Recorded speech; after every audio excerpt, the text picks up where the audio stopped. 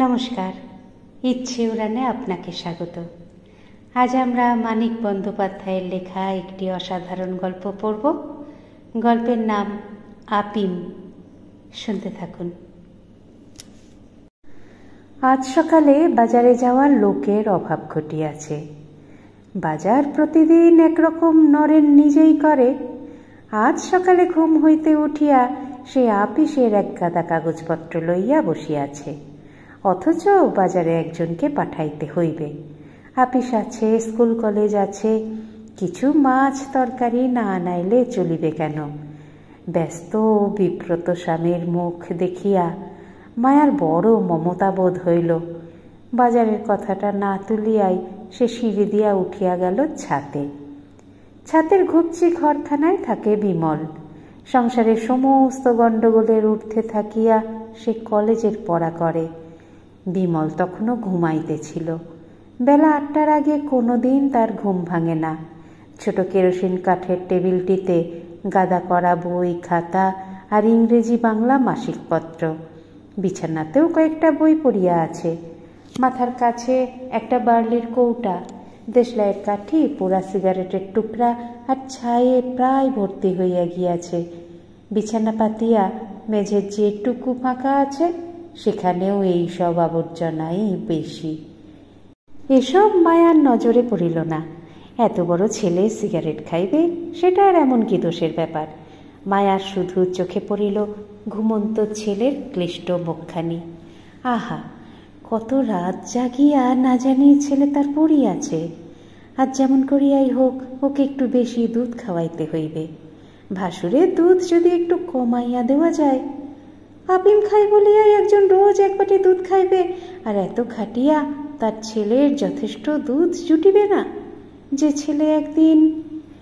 সেইখানে দাঁড়াইয়া মায়া হয়তো ছেলের ভবিষ্যতের এবং সেই সঙ্গে জড়ানো নিজের ও নিজের সংসারের ভবিষ্যতের স্বপ্নে কিছুক্ষণের জন্য বিভোর হইয়া থাকিত।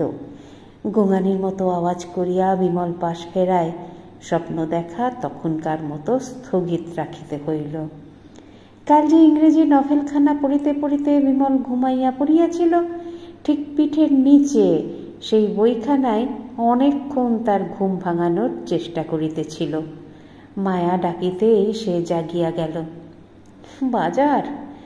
চাটা খাইয়া একবার বাজারে যাইতে হইবে। মস্ত একটা হাই তুলিয়া মাথা নাড়িয়া বিমল বলিল, আমি পারব না। মায়া তা জানে বিমল কোনোদিন বাজারে যায় না। বাজারে গেলে তার বিশ্রী লাগে, কেমন যেন লাগে, বড় খারাপ লাগে। তবু মায়া আর একবার চেষ্টা করিয়া দেখিল। কাকে পাঠাবো তবে? আজকের মতো একবারটি যা লক্ষ্মী, উনি আপিসের কাজ নিয়ে বসেছেন, নইলে... বিমল আবার মাথা নাড়িল। বাজার টাজার আমার দ্বারা হবে না মা। বলো তো 10 বার গিয়ে দোকান থেকে জিনিস এনে দিচ্ছি। বাজারে ঢুকে মাছ তরকারি কিনতে পারবো না। মায়া ফিরিয়া গেল। তাই হোক, কোনোদিন যেন ছেলেকে তার নিজে বাজার করিতে যাইতে না হয়। শুধু বাজার করবার জন্যেই যেন মাহিনা দিয়া লোক রাখিবার ক্ষমতা তার হয়।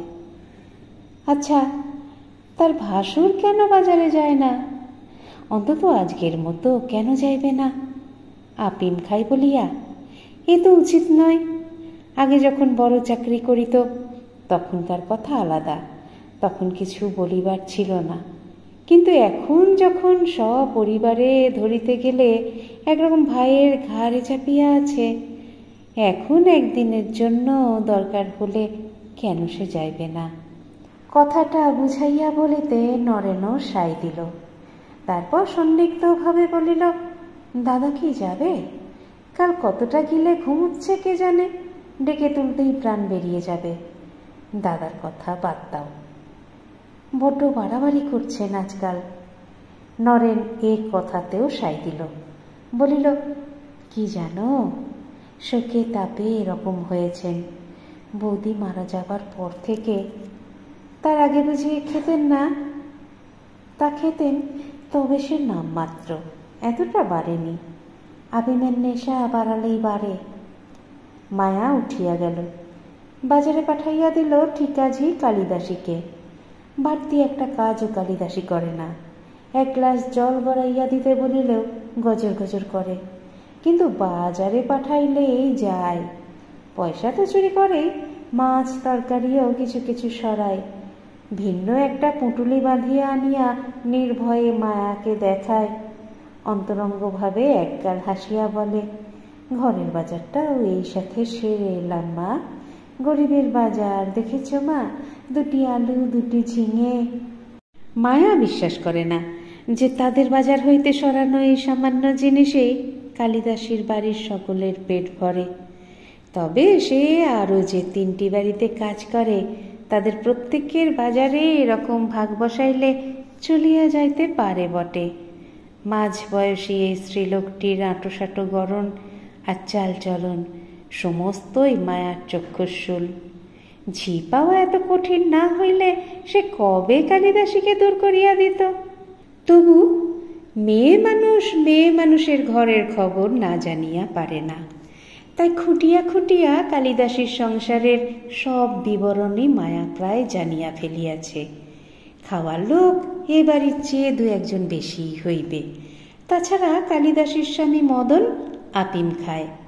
প্রথম দিন খবরটা শুনিয়া মায়া গভীর সহানুভূতির সঙ্গে বলিয়াছিল, আপিম খায়? তাই বুঝি রোজগারপাতি কিছুই করে না? কালিদাসী আশ্চর্য হইয়া বলিয়াছিল, রোজগার করবে না কেনে গা? ওর মতো খাটতে পারে কটা লোক, তবে গরিবের রোজগার তো কুলোয় না। মায়াও আশ্চর্য হইয়া বলিয়াছিল, আপিম খায় তবু নিয়মিত কাজকর্ম করে? কালিদাসী বলিয়াছিল, আপিম খায় তো কাজকর্ম করবে না কেনে মা? প্রায় 10টার সময় কালিদাসীর বাজার করা মাছ তরকারি মুখে গুজিয়া নরেন আপিস যাইতেছিল। আপিমখোর দাদা ডাকিতেছে শুনিয়া তার ঘরে গেল। 3টি মাথার বালিশের উপর একটি পাশ বালিশ চাপাইয়া আরামে ঠেস দিয়া হরেনাথ শোয়া অবস্থায় পড়িয়া আছে। মুখে কিন্তু তার একটুও আরামের ছাপ নাই। আছে চটচটে ঘামের মতো ভোতা একটা অবসাদ আর নির্বিকার উদাস ভাবের আবরণ। তোষকটা একটু ছেঁড়া, বিছানার চাদরটা অত্যন্ত ময়লা। 2টি বালিশ আর পাশ বালিশটিতে ওয়ারের অভাব। ঘরের সমস্ত জিনিসপত্রে পীড়াদায়ক বিশৃঙ্খলা। কিন্তু উপায় কি? শোকে তাপে মানুষ যখন কাতর হইয়া পড়ে তখন আর তার কাছে কি প্রত্যাশা করা যায়? হরেন বলিল, আপিস যাচ্ছ? নরেন বলিল, হ্যাঁ। একটা টাকা দাও দেখি আমাকে। নরেন একটু ভাবিল। টাকার বড় টানাটানি। মাস শেষ হইয়া আসিতেছে।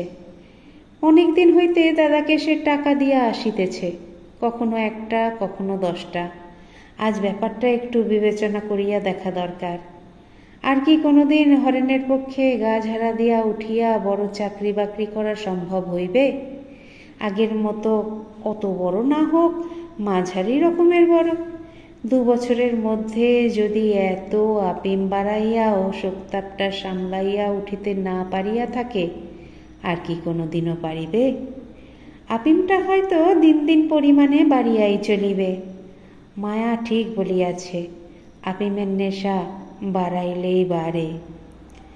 টাকা তো নেই দাদা, মাস কাবার হয়ে এলো, আমি সামান্য মাইনে পাই। একেবারে নেই? আনাচারেক হবে না? নরেন মাথা নাড়িয়া বলিল, না, 1টি পয়সা নেই। আপিমের জন্যে তো। আপিমটা এবার তুমি ছেড়ে দাও দাদা। হরেন তৎক্ষণাৎ রাজি হইয়া গেল। আচ্ছা, ছেড়ে দেব, কিন্তু হঠাৎ তো ছাড়া যায় না একদিনের নেশা। কারো কাছে ধার ধর করে অল্প একটু এনো আজ কিনে, কমিয়ে কমিয়ে কদিন বাদে একেবারেই ছেড়ে দেব। সত্যি এই নেশাটা এবার ছেড়ে দেওয়াই উচিত। এনো কিন্তু, কেমন? দেখি বলিয়া নরেন চলিয়া গেল। জবাবটা হরেনের তেমন পছন্দ হইল না। অন্তত আজকের দিনটা চলিয়া যায়, এরকম সামান্য পরিমাণে আপিম নরেন কিনিয়া আনিবে, এটুকু ভরসাও কি করা চলে এরকম জবাবের পর? যদি না আনে অসময়ে সে ফিরিয়া আসিবে, তারপর হয়তো হাজার চেষ্টা করিয়াও একরতি আপিমও সংগ্রহ করা চলিবে না। কি সর্বনাশ! সন্ধ্যার সময় একটু আপিম না হইলে তার চলিবে কেন? কথাটা ভাবিতে গিয়াই তার হৃদকম্প উপস্থিত হয়। বিমল কলেজ যাওয়ার জন্য প্রস্তুত হইলে বিমলকে সে ডাকে। গলা যথাসম্ভব মিহি করিয়া বলে, কলেজ যাচ্ছ? তোমার কাছে টাকা আছে? একটা দিতে পারো আমায়? বিমল বলে, আছে, তোমায় দেব না। কেন? আপিম খেয়ে খেয়ে তুমি গোল্লায় যাবে, আর আমি। হরেনের আধ বোঝা চোখ দুটি যেন এমন শ্রান্ত যে আট চোখে ভাইপোর মুখের দিকে তাকানোর পরিশ্রমটুকু করিবার ক্ষমতাও চোখের নাই। চোখ দুটি একেবারে বুঝিয়া ফেলিয়া বলে, আচ্ছা থাক থাক, দরকার নেই। স্নানাহারের পর হরেন আধ ময়লা একটি পাঞ্জাবি গায়ে দিয়া নিজেই বাহির হইয়া যায়।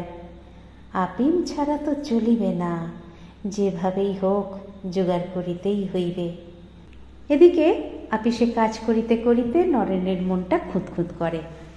প্রথমটা হরেনের মঙ্গলের জন্য নিজের দৃঢ়তা প্রদর্শনের কথা ভাবিয়া বেশ গর্ববোধ হইতেছিল। আপিসে পৌঁছিতে পৌঁছিতেই প্রায় সে ভাবটা শেষ হইয়া গিয়াছে। এখন মনে হইতেছে মোটে 4 ঘণ্টা পয়সা চাহিয়াছিল, না দেওয়া কি উচিত হইয়াছে? একদিনে আপিম ছাড়া আপিমখোরের পক্ষে সম্ভব নয়, এ কথাও সত্য। মনে করো, হরেন যদি সত্য সত্যই কমাইয়া কমাইয়া ধীরে ধীরে আপিম ছাড়িয়া দেয়, আবার উঠিয়া পড়িয়া লাগিয়া ভালো একটা কাজ সংগ্রহ করিয়া ফেলে এবং আজকের ব্যাপারের জন্য তাকে কোনোদিন ক্ষমা না করে, কোনোদিন যদি তাকে আর টাকা পয়সা কিছু না দেয়, কাজে নরেনের ভুল হইয়া যাইতে থাকে। হরেন যখন বড় চাকরি করিতেছিল তখনকার সেই সুখের দিনগুলির কথা মনে ভাসিয়া আসিতে থাকে। কি আরামেরই ছিল সেদিন! কোনো ভাবনা ছিল না, কোনো অভাব ছিল না। নিজের বেতনের প্রায় সব টাকাই নিজের সুখের জন্য খরচ করিলেও কিছু আসিয়া যাইত না। আজ চারিদিকে টানাটানি, কেবল অভাব আর অভিযোগ। দিনে 5টির বেশি সিগারেট খাওয়ার পর্যন্ত তার উপায় নাই, বিড়ি টানিতে হয়। আপিমের নেশাটা ছাড়িয়া হরেন যদি আবার। টিফিনের সময় মুখে খোঁচা খোঁচা দাড়ি, এক মাথা ঝাঁকড়া চুল লইয়ায় মাঝবয়সী একটি লোক আসিয়া বলিল, এ মাসে নেবেন তো? আপনার জন্যে বাছা বাছা নম্বর রেখেছি, সব কটা জোর সংখ্যা, একটাও বিজোড় নেই। এই দেখুন, 4, 8, 6। 6টি লটারির টিকিট বাহির করিয়া সে নরেনের হাতে দেয়। নরেন নিঃশ্বাস ফেলিয়া বলে, কিনছি তো প্রত্যেক মাসে, লাগছে কই? প্রথমে 3খানা, তারপর জোড়া সংখ্যার টিকিট কেনা ভালো মনে করিয়া 4খানা টিকিট রাখিয়া নরেন একটি টাকা বাহির করিয়া দিল। টাকাটা পকেটে ভরিয়া লোকটি বলিল, 1 টাকা দামের 1খানা টিকিট আছে, নেবেন? First prize 40%। গতবার 57,000 হয়েছিল, এবার আরও বেশি হবে, মস্ত ব্যাপার। টিকিটখানা হাতে করিয়া নাড়িয়া চাড়িয়া নানাভাবে দেখিয়া নরেন বলিল, নেব কি? টাকাই যে নেই।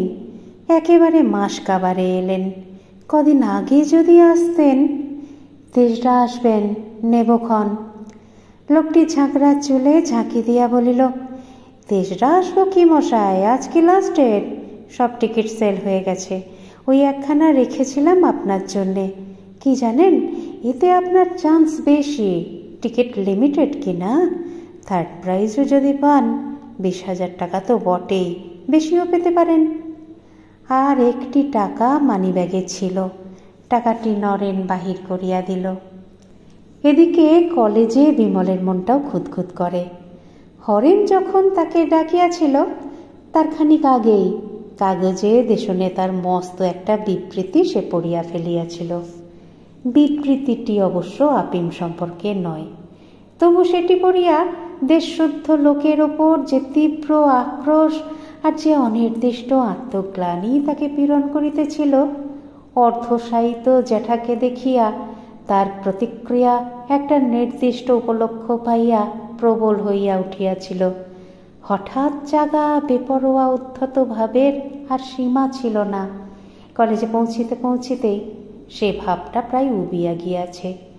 এখন মনে হইতেছে ওরকম বাহাদুরি না করিলেই বোধহয় ভালো হইত। কেবল সবিতাদের বাড়িতে নয়, আরও যে কয়েকটি উঁচু স্তরের পরিবারে সে মেলামেশার সুযোগ পাইয়াছে, একটু খাতিরও পাইয়াছে, তা তো কেবল সে হরেন মিত্রের ভাইপো বলিয়াই।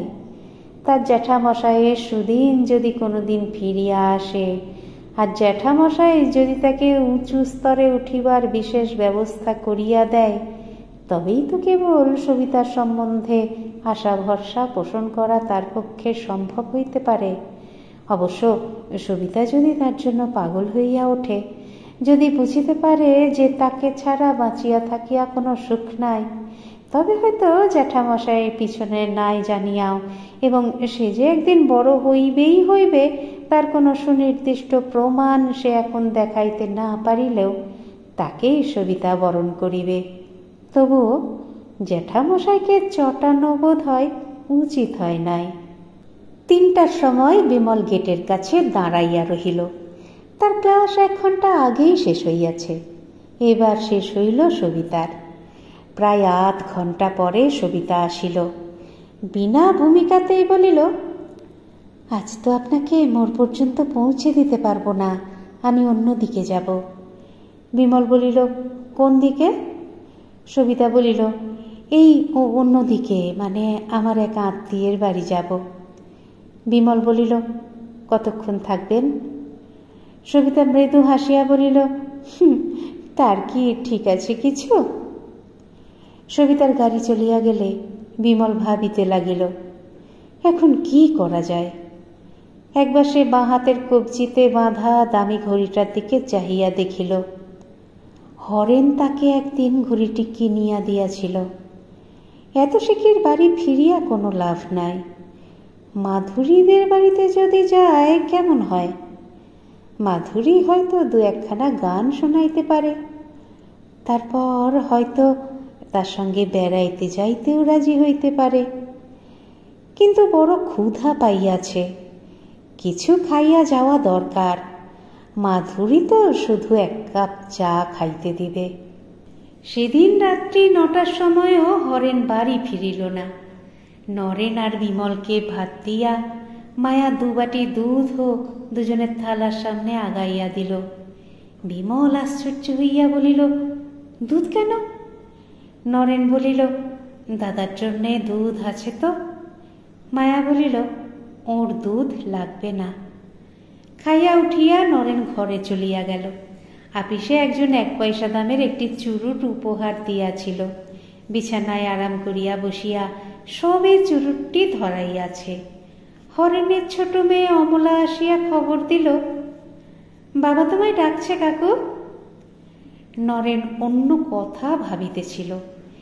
ইতিমধ্যে দাদা কখন বাড়ি ফিরিয়াছে টেরও পায় নাই।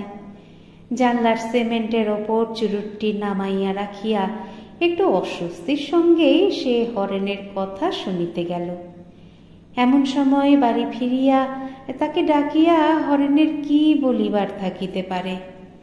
হরেন তাকে 5টি টাকা দিয়া বলিল, একেবারেই টাকা নেই বলছিলে, এই টাকা কটা রাখো। আর শোনো, বসাকদের কোম্পানিতে একটা কাজ ঠিক করে এলাম। বুড়ো কদিন থেকেই আমায় বলছিল। তুমি তো চেনো বুড়োকে, চেনো না? শরীরটা ভালো যাচ্ছে না, কিন্তু কি আর করা যায়, সংসার তো চালানো চাই। মেয়েটারও বিয়ে দিতে হবে 2 দিন পরে। এইসব ভেবে হরেনের ভাব দেখিয়া মনে হয় একটা চাকরি ঠিক করিয়া আসিয়া সে যেন অপরাধ করিয়াছে এবং নিজেকে সমর্থন করার জন্য নরেনের কাছে কৈফিয়ত দিতেছে। হঠাৎ থামিয়া গিয়া সে ডাকিল, অলি। অমলা আসিলে বলিল, তোর কাকিমাকে বলতো গিয়ে, আমি ভাত খাবো না, শুধু দুধ খাবো। নরেন নিজেই মায়াকে খবরটা জানাইয়া আসিল। হরেনের চাকরির খবরের চেয়ে সে শুধু দুধ খাইবে এই খবরটাই যেন মায়াকে বিচলিত করিয়া দিল বেশি। গৃহিণীর কর্তব্য পালনের জন্যেই সে যে আজ এক ফোঁটা দুধও রাখে নাই, দুধের কড়াইটা পর্যন্ত মাজিবার জন্য কলতলায় বাহির করিয়া দিয়াছে। কি হইবে এখন? বিমলকে ডাকো শিগগির, আর কওয়ানা পয়সা দাও। বিমল মোড়ের ময়রার দোকান হইতে দুধ আনিতে গেল। নরেন ঘরে গিয়া আবার বিছানায় আরাম করিয়া বসিল। চুরুটটা নিভিয়া গিয়াছে। রাত্রে সহজে ঘুম না আসিলে দরকার হইতে পারে ভাবিয়া দুটি সিগারেট নরেন সঞ্চয় করিয়া রাখিয়াছিল। ঘুম না আসিলে গভীর রাত্রে ক্রমাগত সিগারেট টানিবার ইচ্ছাটা কেন যে প্রচণ্ড হইয়া ওঠে কে জানে। বিমলকে 5টা সিগারেটও আনিতে দেওয়া হইয়াছে, সুতরাং নিশ্চিন্ত মনেই সঞ্চিত সিগারেটের একটি ধরাইয়া সে টানিতে লাগিল। যার যা টানা অভ্যাস, সেটা না হইলে কি তার আরাম হয়? হরেন আবার চাকরি করিবে, সংসারের অভাব অনটন দূর হইবে, এ চিন্তার চেয়ে অন্য একটা অতি তুচ্ছ কথা নরেনের বেশি মনে হইতে থাকে। কাল বাজার করার পয়সা কোথায় পাইবে সে ভাবিয়া পাইতেছিল না। হরেন 5টা টাকা দেওয়ায় সে দুশ্চিন্তার হাত হইতে সে রেহাই পাইয়াছে। বাজারের পয়সা পর্যন্ত না রাখিয়া 2 টাকা দিয়া লটারির টিকিট কিনিয়াছে। এই চিন্তাটাও মনের মধ্যে বড় বেশি বিধিতেছিল। 1050 টাকা পাইয়া গেলে যে কি মজাটাই হইবে, এ কল্পনায় যেন তেমন সুখ হইতেছিল না। এবার চোখ বুঝিয়া নিশ্চিন্ত মনে কল্পনাকে আমল দেওয়া সম্ভব হইয়াছে। পড়ার টেবিলের সামনে বসিয়া বিমল ভাবিতে থাকে, এত রাত্রে সে যে কষ্ট করিয়া তার খাওয়ার জন্য দুধ কিনিয়া আনিয়াছে, পাকে প্রকারে জ্যাঠামশাইকে এই খবরটা জানাইয়া দিতে পারিলে বোধ হয় ভালো হইত। সকালের ব্যাপারেও জ্যাঠামশাই যদি ছুটিয়া থাকে, কথাটা শুনিয়া খুশি হইতে পারে। খুশি হইলে হয়তো। রাত্রির মতো মায়ার সংসারের হাঙ্গামা চুকিতে 11টা বাজিয়া গেল। হরেন তখন ঘুমাইয়া পড়িয়াছে। অন্যদিন সন্ধ্যার পরেই নেশা জমিয়া আসে। 11টা 12টা পর্যন্ত ঝিমানোর আরাম ভোগ করিয়া সে ঘুমাইয়া পড়ে। আজ সে সুখটা ফসকাইয়া গিয়াছে। রাত 9টা পর্যন্ত বাহিরে বাহিরে ঘুরিয়া এমন শ্রান্তই সে হইয়া পড়িয়াছিল যে ভালো করিয়া নেশা জমিবার আগেই ঘুম আসিয়া গিয়াছে। নরেন চিত হইয়া শুইয়া 3য়বার লটারির টিকিটের লেখাগুলি খুঁটিয়া খুঁটিয়া পড়িতেছে। বিমলও পড়ার টেবিল ছাড়িয়া কয়েকখানা বই আর খাতা পেন্সিল লইয়া বিছানায় আশ্রয় গ্রহণ করিয়াছে। মুখে তার গভীর দুশ্চিন্তার ছাপ। কিছুক্ষণ হইতে সে মনে মনে একটা গল্প গড়িয়া তুলিতেছিল। কলেজ হইতে সবিতার গাড়িতে মোড় পর্যন্ত আসিবার সময় একটা অ্যাক্সিডেন্ট ঘটিয়া গিয়াছে। হাসপাতালে সে আর সবিতা একটা ঘরে পাশাপাশি 2টি বেডে পড়িয়া আছে। সবিতার বিশেষ কিছু হয় নাই। সবিতাকে বাঁচাইতে গিয়া তার আঘাত লাগিয়াছে গুরুতর। ডাক্তারের বারণ না মানিয়া সবিতা বেড ছাড়িয়া উঠিয়া আসিয়া তার কপালে হাত বুলাইয়া দিতেছে। গল্পটি যখন জমিয়া আসিয়াছে, হঠাৎ তখন বিমলের মনে পড়িয়া গিয়াছে, আহত হইয়া একবার হাসপাতালে গেলেও তাদের তো এক ওয়ার্ডে রাখিবে না। টেবিলের ওপর 1 গ্লাস জল ঢাকা দিয়া রাখিয়া মায়া খানিকক্ষণ ছেলের দিকে চাহিয়া রহিল। একবার ভাবিল আর বেশি রাত জাগিতে ছেলেকে বারণ করে। তারপর ভাবিল বড় হইতে হইলে রাত জাগিয়া না পড়িলে চলিবে কেন? এ পর্যন্ত ছেলের পরীক্ষাগুলো ভালো হয় নাই। এবার একটু রাত জাগিয়া যদি মেডেল পায়, বৃত্তি পায়। শরীরে শ্রান্তি আসিয়াছে, কিন্তু চোখে ঘুম আসে নাই। একটি পান মুখে দিয়া দেয়ালে ঠেস দিয়া বসিয়া মায়া দ্রুত বেগে ছেলের মেডেল আর বৃত্তি পাওয়ার দিনগুলি অতিক্রম করিয়া যায়। গিয়া পৌঁছায় সেই সব দিনে বিমল যখন মস্ত চাকরি করিতেছে, ঘরে একটি টুকটুকে বউ আসিয়াছে। বাড়িতে আপিম খায় একজন, কিন্তু জাগিয়া স্বপ্ন দেখে সকলেই। হরেনের 15 বছরের মেয়ে অমলা পর্যন্ত কাকিমার চোখ এড়াইয়া এত রাত্রে খোলা ছাতে একটু বেড়াইতে যায়। ছাতে গিয়া নানা কথা ভাবিতে তার বড় ভালো লাগে। আপনাদের মতামত আমাকে সমৃদ্ধ করে, তাই অবশ্যই বলবেন আজকের গল্প পাঠ আপনাদের কেমন লাগলো। যারা চ্যানেলটিকে সাবস্ক্রাইব করেছেন তাদের অসংখ্য ধন্যবাদ, আর যারা এখনো পর্যন্ত সাবস্ক্রাইব করেননি তারা একটু কষ্ট করে সাবস্ক্রাইব করে নিয়ে সঙ্গে থাকুন না প্লিজ। একটু লাইক শেয়ার এগুলো নিশ্চয়ই বলে দিতে হবে না।